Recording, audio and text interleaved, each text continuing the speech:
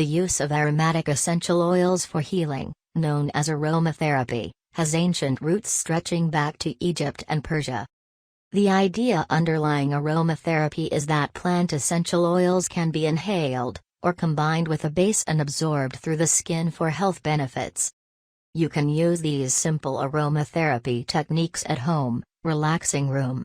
In a spray bottle, combine 10 drops lavender essential oil with half cup water and 1 tablespoon vodka. Mix well. Mist a little of this mixture into the air. Soothing soak. While filling a tub with warm water, add 5 to 10 drops geranium oil.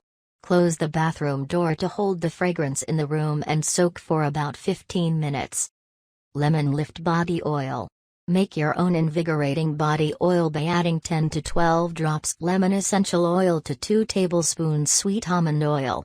Store in a glass jar with a tight-fitting lid. Apply to damp skin after a shower or bath.